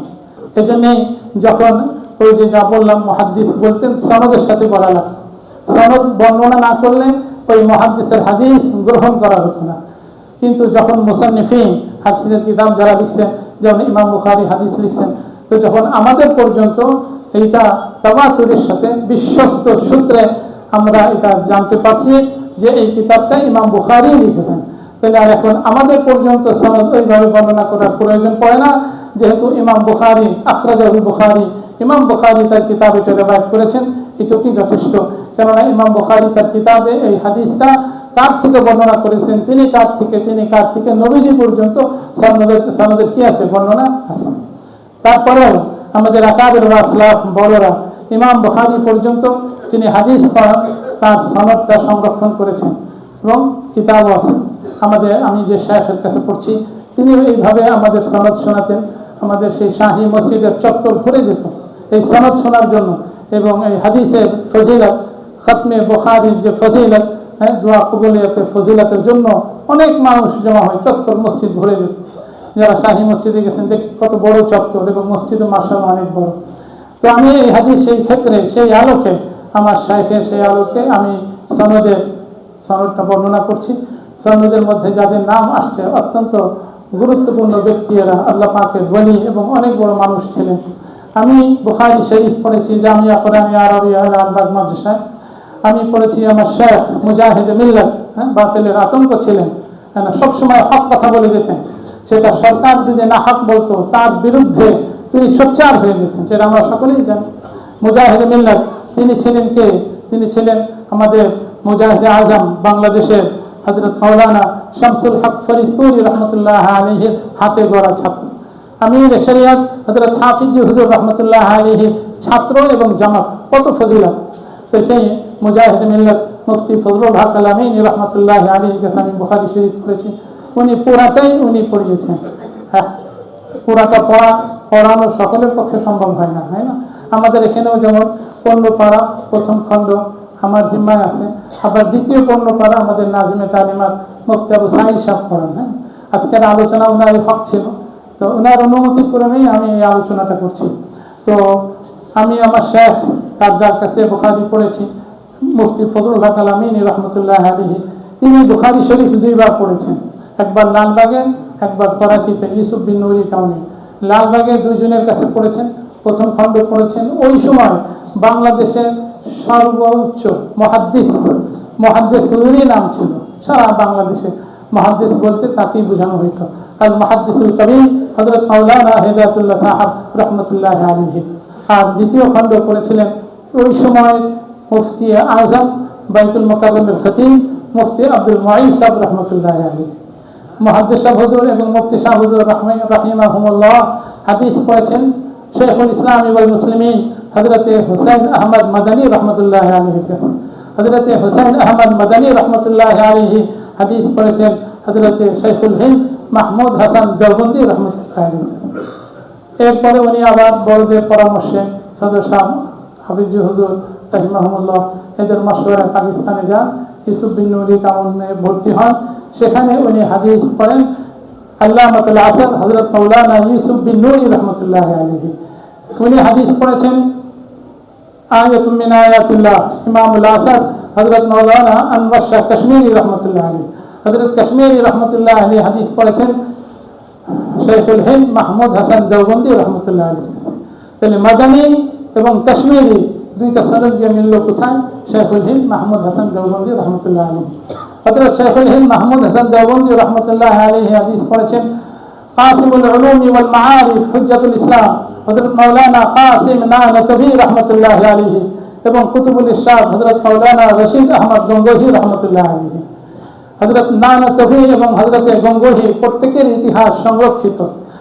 হযরত নানতভি এবং হযরত গঙ্গোহী রাহিমাহুমুল্লাহ হাদিস পড়েছেন শাহ আব্দুল গনি মুজাদ্দিদি রাহমাতুল্লাহ আলাইহি। শাহ আব্দুল গনি মুজাদ্দিদি রাহমাতুল্লাহ আলাইহি হাদিস পড়েছেন শাহ ইসহাক রাহমাতুল্লাহ আলাইহির কাছে। শাহ ইসহাক রাহমাতুল্লাহ আলাইহি হাদিস পড়েছেন শাহ আব্দুল আজিজ মুহাদ্দিস দেহলভী রাহমাতুল্লাহ আলাইহির কাছে। শাহ আব্দুল আজিজ মুহাদ্দিস দেহলভী রাহমাতুল্লাহ আলাইহি হাদিস পড়েছেন তার পিতা মুসনাদুল হিন্দ ওয়া মারকাজুল আসানি হযরত শাহ ওয়ালিউল্লাহ আহমদ বিন আব্দুর রহিম দেহলভী রাহমাতুল্লাহ আলাইহি। হযরত শাহ ওয়ালিউল্লাহ মুহাদ্দিস দেহলভী রাহমাতুল্লাহ আলাইহির বৈশিষ্ট্য হলো সর্বপ্রথম এই পাক ভারত মহাদেশে এই হাদিসের দাস তিনি চালু করেন। মদিনাতে এই ইলমে হাদিসের শিক্ষা লাভ করে সর্বপ্রথম তিনি এই পাক ভারত মহাদেশে এই দাস চালু করেন। এই জন্যই আহলুস সুন্নাহ ওয়াল জামাআহ বেরেলভী আহলে হাদিস যত উলামা আছে সকলের সনদ, যাদের কাছে সনদ আছে শাহ ওয়ালিউল্লাহ পর্যন্ত পৌঁছে সকলেরই সনদ। হযরত শাহ ওয়ালিউল্লাহ মুহাদ্দিস দেহলভী রাহমাতুল্লাহ আলাইহি হাদিস পড়েন আশ-শাইখ আবু তাহির মুহাম্মদ বিন ইব্রাহিম আল কুরদি আল মাদানির কাছে। তিনি হাদিস পড়েন তার পিতা আশ-শাইখ ইব্রাহিম আল কুরদির কাছে।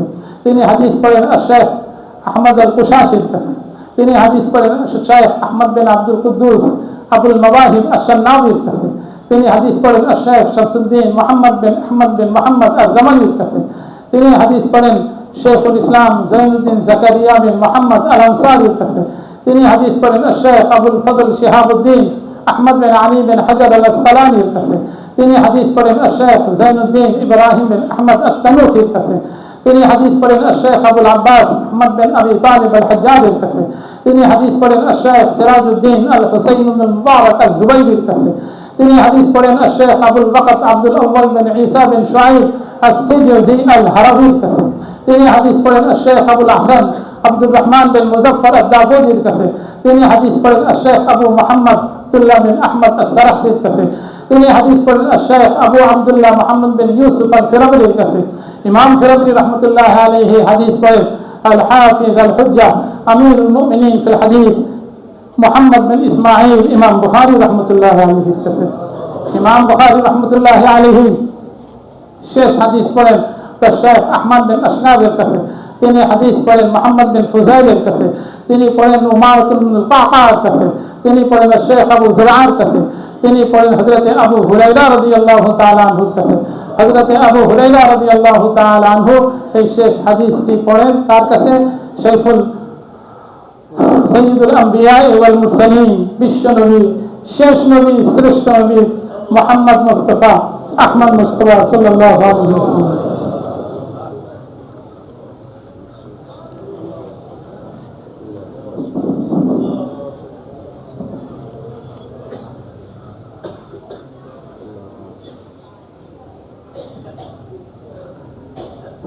আমাদের নবী মুহাম্মদুর রাসূলুল্লাহ সাল্লাল্লাহু আলাইহি ওয়াসাল্লামের হাদিস বুখারী শরীফের শেষ হাদিস। তিনি ইরশাদ করেন কালিমাতানি হাবিবাতানি ইলার রহমান খফীফাতানি আলাল লিসান সাকিলাতানি ফিল মিজান সুবহানাল্লাহি ওয়া বিহামদিহি সুবহানাল্লাহিল আযীম সুবহানাল্লাহি ওয়া বিহামদিহি সুবহানাল্লাহিল আযীম সুবহানাল্লাহি ওয়া বিহামদিহি সুবহানাল্লাহিল আযীম।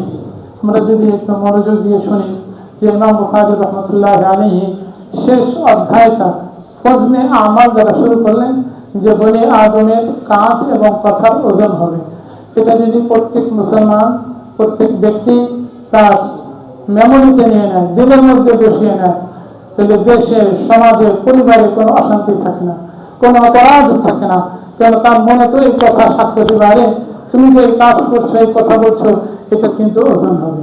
আর ফাআম্মা মান সাকুলাত মাওয়াজিনুহু ফাহুয়া ফি ঈশাতির রাদিয়া ওয়া আম্মা মান খাফফাত মাওয়াজিনুহু ফাউম্মুহু হাবিয়া। হ্যাঁ না, তার ঠিকানা জাহান্নামে হবে, যার পাল্লাটা হালকা হবে। আর যার পাল্লাটা ভারী হবে সে কোথায় যাবে? জান্নাতে যাবে। এখন আপনি একটা প্রশ্ন করতে পারেন যে আল্লাহ পাক আলিমে মুতলাক, কাদিরে মুতলাক, আদিলে মুতলাক, আল্লাহ পাকের কাছে ইনসাফই ইনসাফ, আল্লাহ পাক সর্বময় ক্ষমতার অধিকারী, আল্লাহ পাক সব কিছুই জানেন, তো ঘোষণা দিয়ে দিলেই পারতেন এ হলো জান্নাতি এ হলো জাহান্নামী। তো পাল্লা স্থাপন করার মধ্যে হিকমত কি? ইমাম বুখারী ইশারা করে দিলেন, দেখো পাল্লা স্থাপন করার উদ্দেশ্য লক্ষ্য হলো আল্লাহ পাক ও চান যে আমি বান্দার যে বিচার করছি সেটা যেন দৃশ্যমান হয়, সকলেই যেন বুঝতে পারে যে আমার যে শাস্তি বা বদলা আমি পাচ্ছি এটা আমার এই আমলের কারণে, যেটা কোরআন কারিমে বলছে ইকরা কিতাবাক কাফা বিনাফসিকা আল-ইয়াওমা আলাইকা হাসিবা, তুমি নিজেই নিজের আমল নামা পড়ে দেখো তুমি তোমার জীবনে কি কি করেছো। কাজে এই দিকে ইমাম বুখারী ইশারা করে দিলেন। এখন আমল এবং কথা ওজন আসবে কিভাবে? দুটো জিনিস দ্বারা, একটি হলো ইখলাস আর একটি হলো ইত্তিবা সুন্নাহ। ইখলাস আল্লাহকে রাজি খুশি করার জন্য হতে হবে। এখন যদি ইখলাস আছে ইত্তিবা সুন্নাত নাই তাহলে এটা কবুল হবে না, আবার ইত্তিবা সুন্নাত আছে ইখলাস নাই তাহলেও হবে না। ইখলাস আছে কিন্তু সহি তরিকায় নামাজ পড়লো না। নবীজি বলেন মান সাল্লা ইউরাই ফাকাদ আশরাক, লোক দেখানোর উদ্দেশ্যে যিনি নামাজ পড়লেন সে শিরক করলো। তাহলে এখানে ইখলাস না থাকাতে আল্লাহর কাছে গ্রহণযোগ্য হলো না।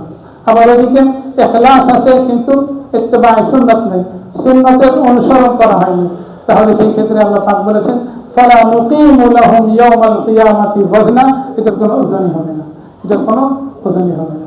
কাজেই ইখলাসও দরকার আছে, আবার ইত্তিবা সুন্নাতেরও দরকার আছে। দুটো জিনিসের যদি সমন্বিত হয়, দুটো জিনিসের সমন্বয় করলেই তখন এই কথা এবং কাজ ওজনই হবে। আর যখন পাল্লা ওজনই হবে তার ঠিকানা জান্নাত। আল্লাহ পাক আমাদেরকে সেভাবেই কাজ এবং কথা বলার তৌফিক দান করেন। তো শেষ যে হাদিসটি নবীজির যে হাদিসটি ইমাম বুখারী রিওয়ায়াত করেছেন, নবীজি ইরশাদ করেছেন দুটি কালেমা রহমানের কাছে খুব প্রিয়, রহমানের কাছে খুব প্রিয়। আবার খফিফাতান আলাল লিসান, উচ্চারণে সহজ। আবার বলেছে সাকিলাতান ফিল মিজান, মিজান বড় ভারী। সেই কালিমার দুটি কি? সুবহানাল্লাহি ওয়া বিহামদিহি সুবহানাল্লাহিল আযীম, সুবহানাল্লাহি ওয়া বিহামদিহি সুবহানাল্লাহিল আযীম। সার সংক্ষেপ হলো এই প্রথমটা, আমি সাক্ষ্য দিচ্ছি যে আল্লাহ রাব্বুল আলামিনের সত্তা, সমস্ত ত্রুটি বিচ্যুতি থেকে পুত পবিত্র। সাথে সাথে এই সাক্ষ্য দিচ্ছি আল্লাহ পাক সমস্ত সিফাতে কামালের জামে, মানে সমস্ত ভালো গুণাগুণ আল্লাহ পাকের ভিতরে বিদ্যমান। দুটো একই সাথে সুবহানাল্লাহি ওয়া বিহামদিহি। আর দ্বিতীয়টা হলো সুবহানাল্লাহিল আযীম, যে আমি এই সাক্ষ্য দিচ্ছি যে আল্লাহ পাকের সত্তা সমস্ত রকমের ভুল ত্রুটি থেকে পুত পবিত্র। পাশাপাশি এই সাক্ষ্য দিচ্ছি যে একই সাথে যে আল্লাহ পাক মহান, আল্লাহ পাক কি মহান। তো আল্লাহ পাক যখন ত্রুটি বিচ্যুতি থেকে মুক্ত, আল্লাহ পাকের সত্তা, তো আল্লাহ পাকের শরীয়ত, দ্বীন, ইসলাম, সমস্ত হুকুম আহকাম সবকিছুই ত্রুটি মুক্ত, সবকিছুই ত্রুটি মুক্ত। এটার উপর ঈমান, এটাই হলো আমাদের থেকে আল্লাহ পাক চান। তো বলতেছিলাম মুহতারাম হাজিরিন, প্রথম সিফাত দ্বারা যার মধ্যে সৌন্দর্য থাকে, মানে ভালোবাসা কার সাথে হয়, মহাব্বত কার সাথে হয়, যার ভিতরে গুণ থাকে, তো আল্লাহ পাক সমস্ত গুণের মালিক। এই জন্য প্রথম কালেমা দ্বারা সিফাতে জামালের দিকে ইশারা, আল্লাহ রাব্বুল আলামিনের সিফাতে জামালের দিকে ইশারা। আর দ্বিতীয় দ্বারা সিফাতে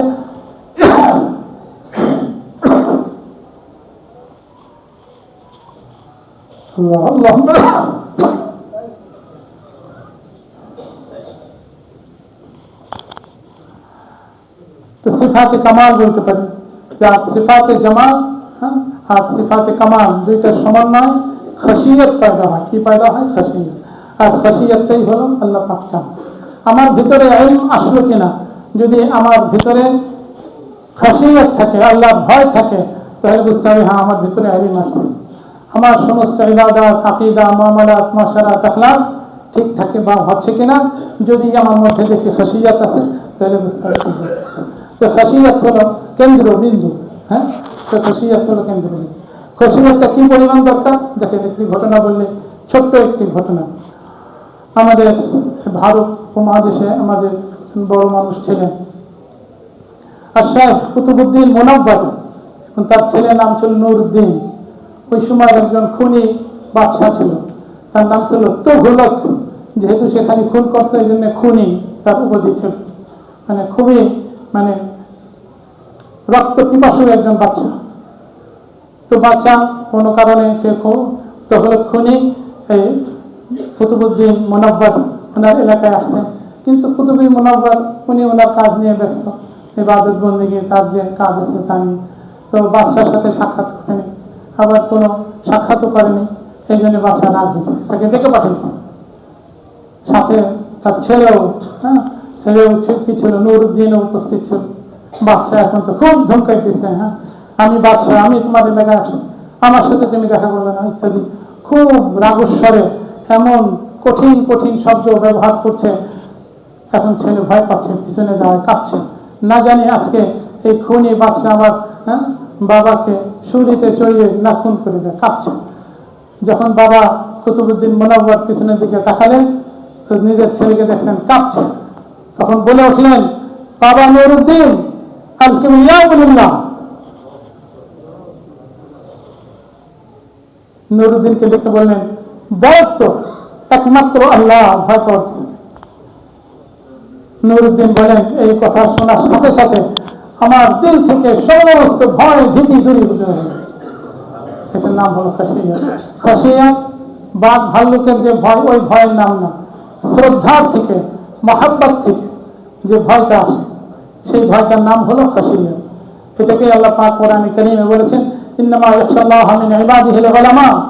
পাশাপাশি হযরত মাওলানা রুমি রাহমাতুল্লাহ আলাইহি বলেছেন, খাশিয়াতুল্লাহ রা নিশানে ইলম দা আয়াত ইয়াখশাল্লাহ হাজার কুরআন দেখা খাশিয়াতকে ইলমের নূর মনে করো, আর ইন্নামা ইয়াখশাল্লাহ পড়ো। তাহলে বোঝা গেল এই খাশিয়াত যদি আমরা অর্জন করতে পারি তাহলে আমরা সফল হব। এই জন্য আল্লাহ পাক আমাদেরকে খাশিয়াতকে ধারণ করার তৌফিক দান করেন। মুহতারাম হাজিরিন, শেষে যেতে যেতে ইমাম বুখারী যে 10টা দিলেন, যে হাদিসটি এনেছেন, আজকে আমরা একত্রিত হয়েছি। যেতে যেতে যেতে আমরা যদি 2টি সবক সাথে নিয়ে যেতে পারি তাহলে আল্লাহ পাক আমাদের সফল করবেন দুনিয়াতেও আখিরাতেও। একটি হলো যে প্রত্যেকটা আমল এবং করার ক্ষেত্রে আমাদের এই চিন্তা করা যে আমার কথা এবং কাজের ওজন হবে, আর এটা তখন হবে যখন আমার ভিতরে ইখলাস থাকবে, আমার ভিতরে ইত্তেবায়ে সুন্নাহ থাকবে, এর মাধ্যমে ওজনে আমাল তৈরি হবে।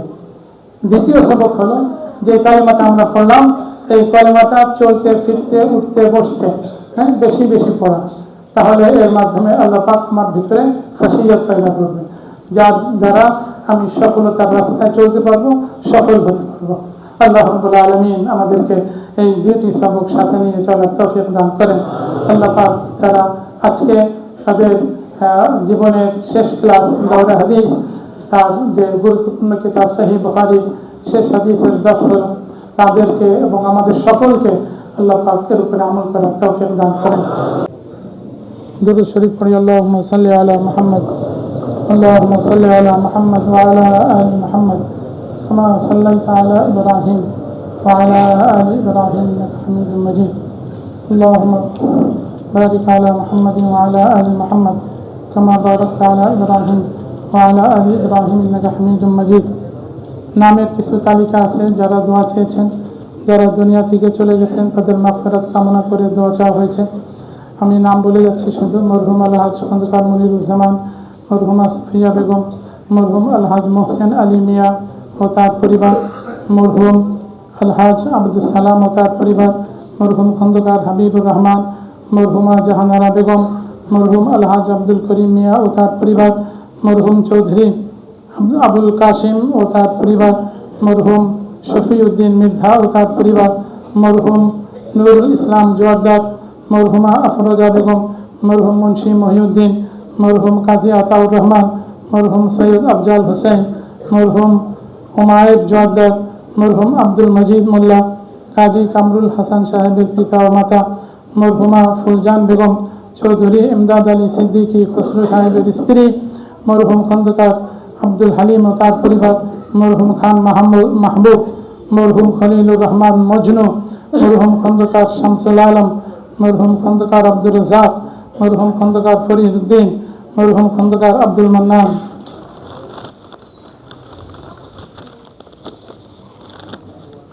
মরহুম খন্দকার খায়রুল আলম ডাবলু, মরহুম আকিদুল ইসলাম, মরহুম মনসুর রহমান, মরহুম মিজানুর রহমান, মরহুমা আলিয়া মাহমুদুল আলম, মরহুমা সুফিয়া বেগম, বশির ভাইয়ের পিতা ও মাতা, মরহুম আলহাজ নুরুল হুদা, মোহাম্মদ দুলাল শেখের পিতা ও মাতা, আলহাজ ওয়াহিদুজ্জামান সাহেবের পিতা, আলহাজ নাইম সিদ্দিকী সাহেবের পূর্বপুরুষ, আলহাজ মৌলানা আব্দুর রহিম সাহেবের পরিবার, মোহাম্মদ জসিম উদ্দিন সাহেবের মা, খন্দকার আব্দুর রব সাহেবের পিতা মরহুম খন্দকার বজলুর রহিম, আলহাজ নওশের আলী সাহেবের পিতা মাতা, হাফিজ মুরাদ ভাইয়ের পিতা ও মাতা মরহুম রহমতুল্লাহ, মুফতি আজিজুল হকের নানি মরহুম ইব্রাহিম, মরহুম জাহিদ মোল্লা, মরহুম শহীদুল ইসলাম, মরহুম আব্দুর রাজ্জাক, মরহুম শাহবান খান, মরহুম শফিউদ্দিন তালুকদার, মরহুম শাহজাহান মিয়া, মরহুম হাফিজ সুলাইমান, শাহ মোহাম্মদ জাকারিয়া সাহেবের পিতামাতা মরহুম মাওলানা আনিসুর রহমান, আব্দুল ওয়াহাব মুন্সি, আব্দুর রাজ্জাক মোল্লা।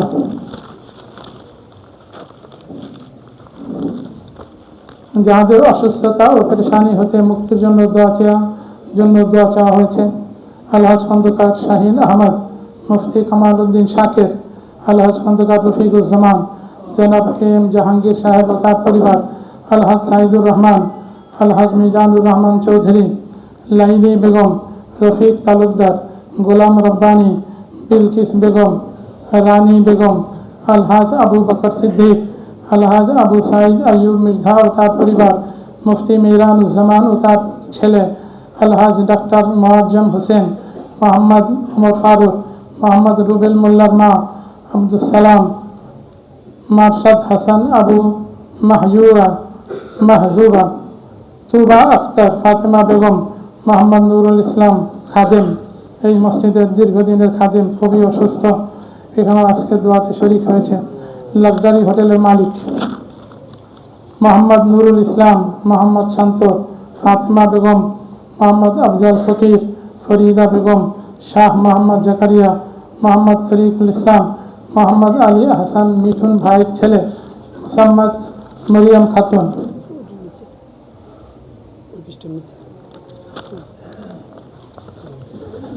এবং পাশাপাশি আমাদের মসজিদ কমিটিতে যারা আছেন এবং মাদ্রাসা কমিটিতে যারা আছেন, আমাদের এই ওয়াকফ স্টেটের মোতাবাল্লি এবং উভয় কমিটির সভাপতি আমাদের কে এম জাহাঙ্গীর সাহেব এবং তার সহযোগী যারা আছেন, সকলের আমেলা শুরা, বিশেষ করে মাদ্রাসার মসজিদের যারা দায়িত্বশীল পরিচালনা করছেন, সকলেরই সুস্থতার জন্য, যারা সুস্থভাবে আগামী দিনে আরও সুস্থতার সাথে তাদের দায়িত্ব পালন করতে পারেন, এইভাবে মাদ্রাসার সকল আসাতিজা সুস্থতার সাথে তাদের খেদমত আঞ্জাম দিতে পারেন, মাদ্রাসার সকল ছাত্রদের বার্ষিক পরীক্ষা যেন ভালো হয়, যেন সেভাবেই তারা মেহনত করে, প্রত্যেকেই প্রত্যেককেই একজন মুখলেস দায়ী হিসাবে আল্লাহ পাক কবুল করেন, এই জন্য দোয়া চাওয়া হয়েছে। আমরা যারা শরীক হয়েছি, নাম দিতে পেরেছি, নাম দিতে পারি নাই, মনে মনে নিয়ত করে নিব আল্লাহ পাক সকলের নেক আশাকে পূর্ণ করে।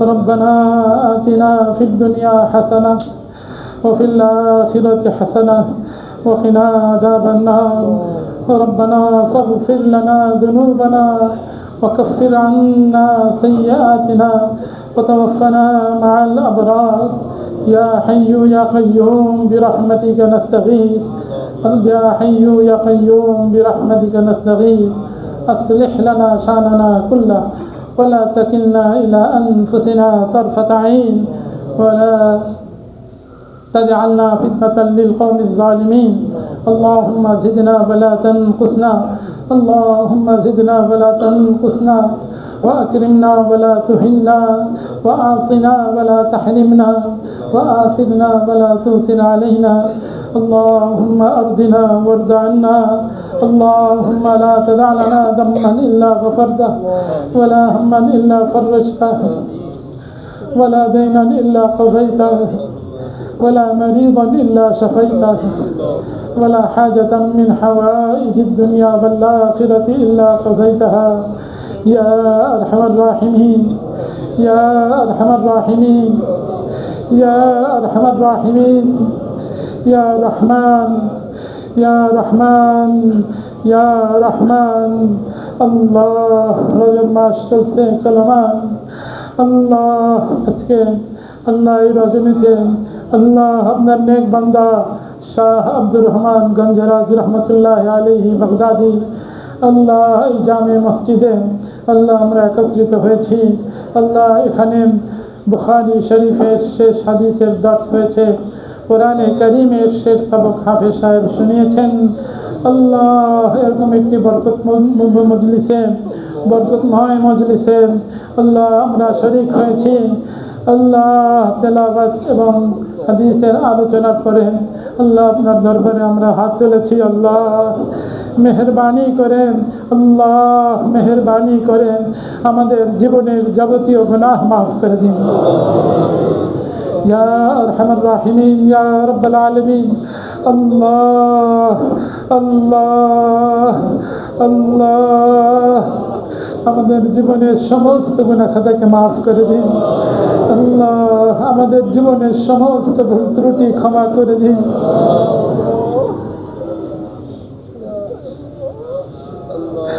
আল্লাহ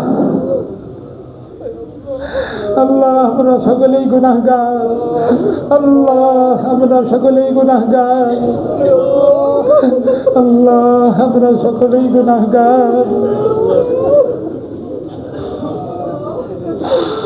তওবার উদ্দেশ্যে আমরা হাত তুলছি আল্লাহ ইস্তিগফার করছি আস্তাগফিরুল্লাহ রব্বি মিন কুল্লি যামবিন ওয়া আতুবু ইলাইহি লা হাওলা ওয়ালা কুওয়াতা ইল্লা বিল্লাহিল আলিয়্যিল আযীম আল্লাহ মেহেরবানি করে আমাদের সমস্ত গুনাহ খাতাকে মাফ করে দিন আল্লাহ আল্লাহ মাগফিরাতের জন্য যে নামের তালিকা আল্লাহ আল্লাহ পড়েছি আপনি শুনেছেন আল্লাহ এদেরকেও আপনি মাফ করে দিন আল্লাহ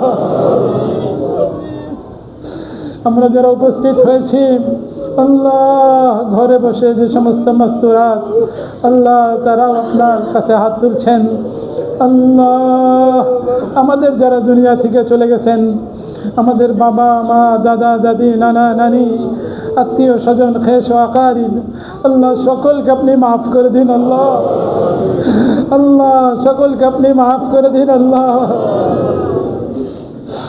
আল্লাহ সকলের কবরকে আপনি জান্নাতের বাগান বানিয়ে দিন আল্লাহ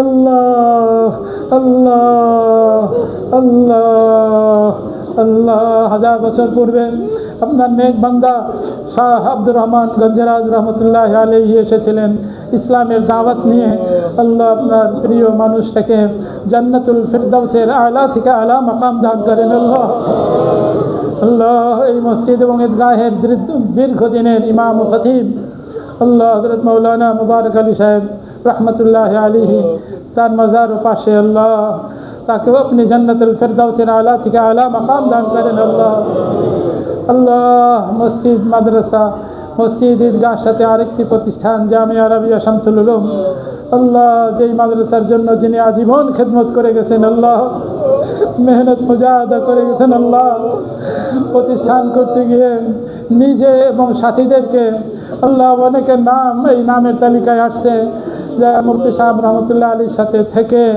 আল্লাহ মাদ্রাসার জন্য জান মাল কুরবান করেছেন, আল্লাহ বিভিন্নভাবে যারা আল্লাহ কুরবানি করেছেন, আল্লাহ আজকে এখন তারা খবরবাসী হয়েছেন, আল্লাহ সকলকে আপনি জান্নাতুল ফিরদাউসের আলা থেকে আলা মাকাম দান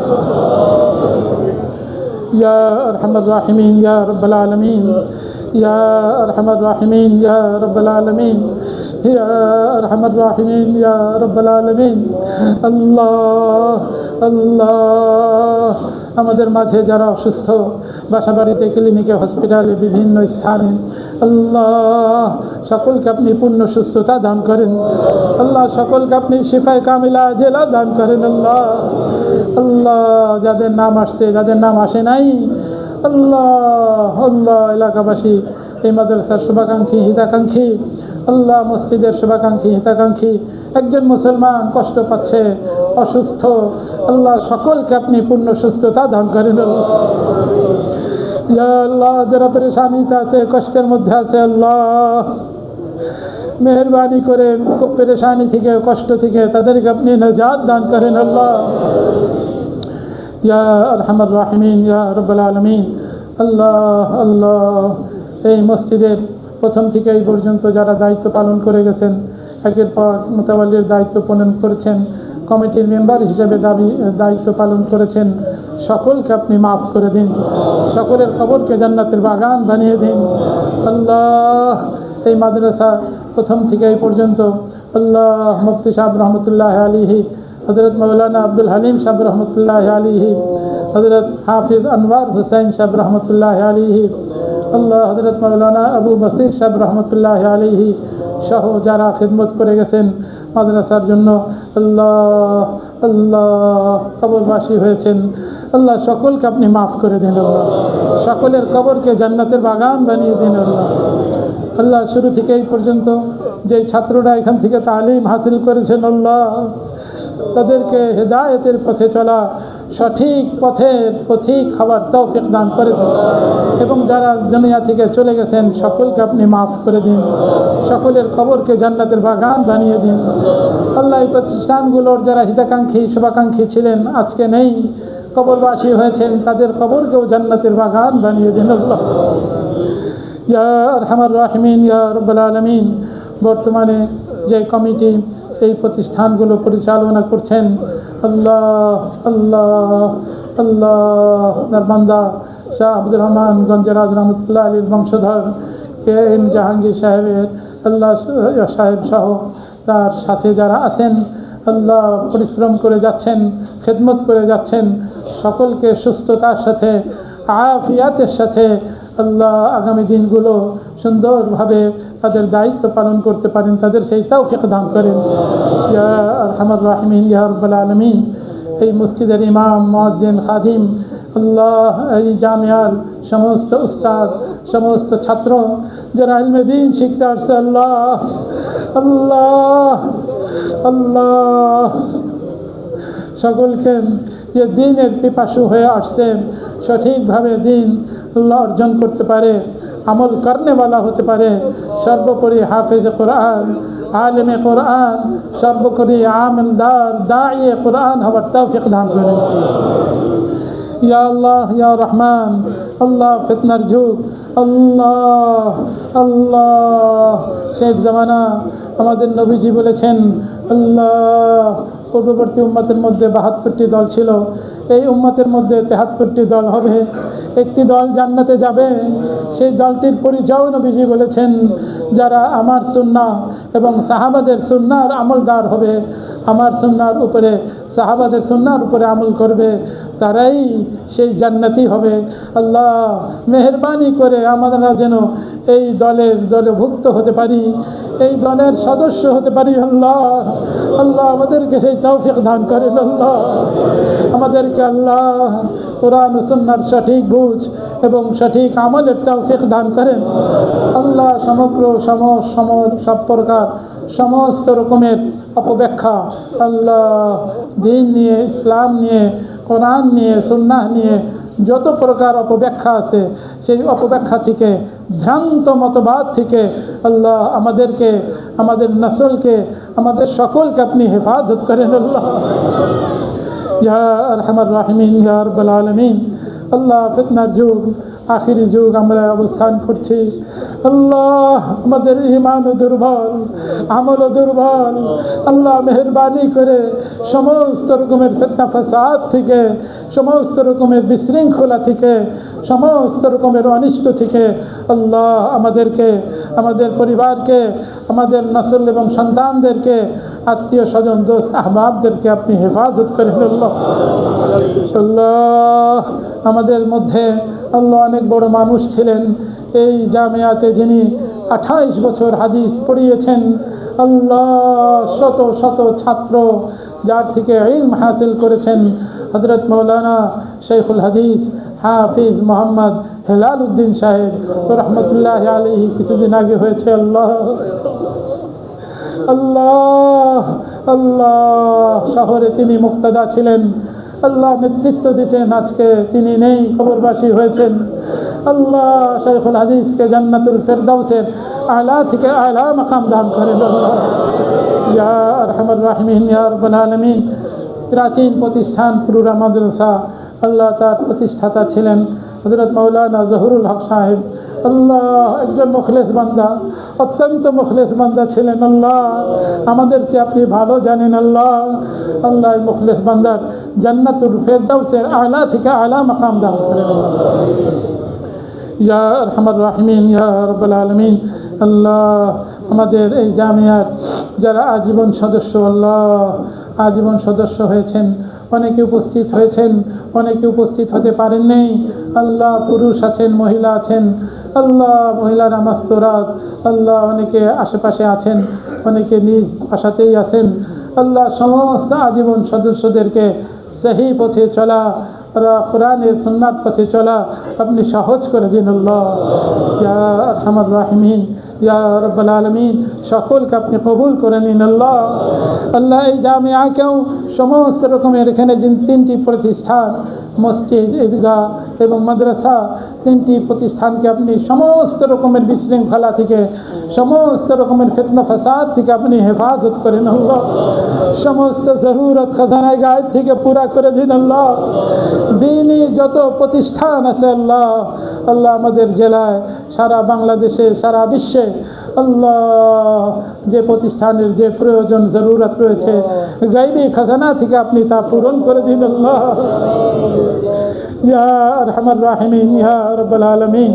আল্লাহ আল্লাহ এই জামিয়াতেও আল্লাহ আল্লাহ থাকার অবস্থা সংকুলান হচ্ছে না, ছেলেদের কষ্ট হচ্ছে, আল্লাহ থাকার কষ্ট, পানির কষ্ট হচ্ছে।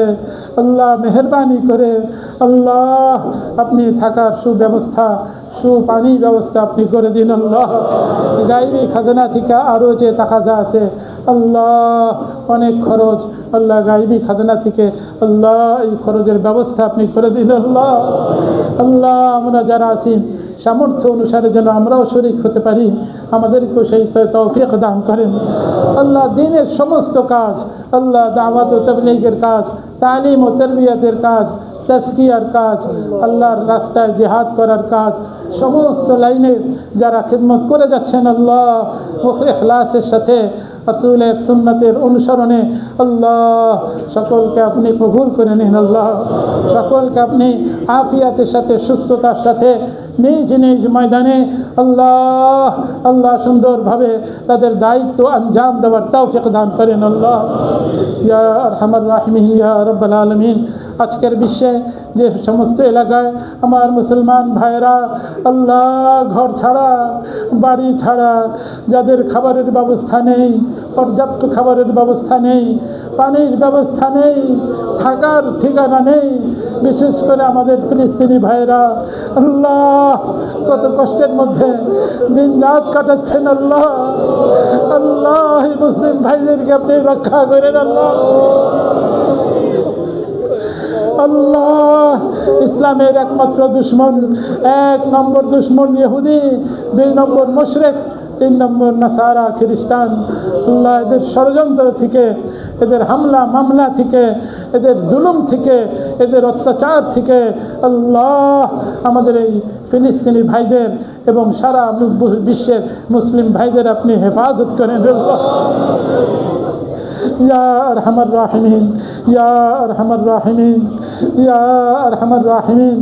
আল্লাহ খতমে কোরআনের পরে দোয়া কবুল হয়, খতমে বুখারীর পরে দোয়া কবুল হয়। আল্লাহ আমরা এই আশা নিয়ে এখানে একত্রিত হয়েছি। আল্লাহ একটি লম্বা সময় মাগরিব থেকে এই পর্যন্ত আপনার ঘর মসজিদে অবস্থান করছি। আল্লাহ আমাদের সমস্ত আশাকে আপনি পূর্ণ করে দিন আল্লাহ।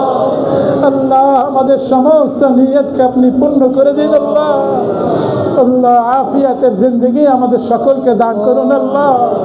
আল্লাহ হালাল উপায়, আল্লাহ হালাল উপায় আমরা যেন আমদানি আল্লাহ করতে পারি, আল্লাহ হালাল পন্থায় আল্লাহ আমাদেরকে সেই তৌফিক দান করেন আল্লাহ। আল্লাহ আল্লাহ আল্লাহ হালাল উপার্জন করার তৌফিক আমাদেরকে দান করেন, হারাম উপার্জন থেকে আমাদের সকলকে আপনি হেফাজত করেন আল্লাহ। আল্লাহ আল্লাহ আল্লাহ আল্লাহ আল্লাহ ছেলেদের থাকার জন্য আল্লাহ পিছনে আল্লাহ ছাত্রাবাস, আল্লাহ ছাত্রাবাস তৈরি হচ্ছে আল্লাহ। আল্লাহ আমরা যেন এটা পূর্ণ করতে পারি, আমাদের সকলকে সেই তৌফিক দান করেন আল্লাহ। ইয়া আরহামার রাহিমিন, ইয়া রব্বাল আলামিন। আল্লাহ দ্বীনের জন্য আমাদের জান, আমাদের মাল, আমাদের সময়কে আপনি কবুল করে নিন আল্লাহ। দ্বীনের জন্য আমাদেরকে আপনি কবুল করে নিন আল্লাহ। আমাদের নসল, আমাদের আওলাদ, আল্লাহ আমাদের আওলাদ ফারজানকেও আপনি কবুল করে নিন আল্লাহ। ইয়া আরহামার রাহিমিন, ইয়া রব্বাল আলামিন। আল্লাহ আজকেও বাদ জোহর জানাজা হয়েছে আল্লাহ, আপনার যেই বান্দির জানাজা হয়েছে আল্লাহ তাকে আপনি মাফ করে দিন, তার জীবনের সমস্ত গুনাহ খাতাকে মাফ করে দিন আল্লাহ, তার কবরকে জান্নাতের বাগান বানিয়ে দিন আল্লাহ। ইয়া আরহামার রাহিমিন, ইয়া রব্বাল আলামিন, ইয়া রব্বাল আলামিন, ইয়া রব্বাল আলামিন। আপনি বলেছেন ওয়া আন্না হাযা সিরাতি মুস্তাকিমান ফাত্তাবিউ। আপনি সূরাতুল ফাতিহাতে আয়াত নাজিল করেছেন ইহদিনাস সিরাতাল মুস্তাকিম, ইহদিনাস সিরাতাল মুস্তাকিম। আমরা প্রত্যেক দিন প্রত্যেক রাকাতে সূরা পড়ে থাকি, আপনার কাছে সিরাতে মুস্তাকিমের হেদায়াত চেয়ে থাকি আল্লাহ। আমাদের সকলকে সিরাতে মুস্তাকিমের হেদায়াতের উপরে চলা সহজ করে দিন আল্লাহ। ইয়া আরহামার রাহিমিন, ইয়া রব্বাল আলামিন। আল্লাহ কোরআন ও সুন্নাহর পথে চলা সহজ করে দিন, আহলুস সুন্নাহ ওয়াল জামাতের সাথে থাকার আল্লাহ, আল্লাহ উলামায়ে হাক্কানি রব্বানি সোহবতে থাকার তৌফিক দান করেন আল্লাহ। ইয়া রব্বাল আলামিন, ইয়া রব্বাল আলামিন। আল্লাহ আমাদের আকীদা, আমাদের ইবাদত, আমাদের মুআমালাত, আমাদের মুআশারাত, আমাদের আখলাক, এভাবেই আমাদের ব্যক্তি জীবন, পারিবারিক জীবন, সামাজিক জীবন তথা রাষ্ট্রীয় জীবনে আল্লাহ, আল্লাহ যে পথে চললে আপনি রাজি ও খুশি হন আল্লাহ, সে পথে চলার তৌফিক আমাদের সকলকে দান করেন আল্লাহ। আল্লাহ আমরা আমাদের এই দেশে বিশৃঙ্খলা চাই না, মারামারি কাটাকাটি চাই না আল্লাহ, তবে যত খুন খারাপি হয়েছে আল্লাহ তাদের সঠিক বিচার করার তৌফিক এই সরকারকে দান করেন আল্লাহ। যারা সরকারে আসবে তারা যেন জালিমকে শায়েস্তা করার হিম্মত রাখেন, তৌফিক রাখেন, আইনের আওতায় এনে যথাযথ আল্লাহ বিচার করতে পারেন, তাদের সেই তৌফিক দান করেন ইয়া আরহামার রাহিমিন। আল্লাহ এই দেশের যারা দরদি আল্লাহ, সমাজের দ্বারা দরদি, এই জনগণের যারা দরদি, যারা বাংলাদেশকে ভালোবাসেন, বাংলাদেশের জনগণকে ভালোবাসেন তথা ইসলামকে ভালোবাসেন, দিনী প্রতিষ্ঠানগুলোকে ভালোবাসেন আল্লাহ, এমন লোকেরাই যেন আল্লাহ আগামী দিনে আল্লাহ রাষ্ট্র পরিচালনা, সমাজ পরিচালনা করতে পারেন, পরিবার পরিচালনা করতে পারেন আল্লাহ। আমাদেরকে সেই তৌফিক দান করেন ইয়া আরহামার রাহিমিন, ইয়া রাব্বাল আলামিন। ইমাম বুখারী রাহমাতুল্লাহি আলাইহি শেষ হাদিসে নবীজির একটি ইরশাদ দিয়ে শেষ করেছেন আল্লাহ আল্লাহ সুবহানাল্লাহি ওয়া বিহামদিহি সুবহানাল্লাহিল আযীম আল্লাহ সুবহানাল্লাহি ওয়া বিহামদিহি সিফাতে জামালের দিকে ইশারা আল্লাহ আল্লাহ আর সুবহানাল্লাহিল আযীম দ্বারা সিফাতে জালালের দিকে ইশারা এই দুইটা সমন্বয় তৈরি হয় খশিয়াত আল্লাহ আমরা সকলেই যেন সেই খশিয়াতকে ধারণ করতে পারি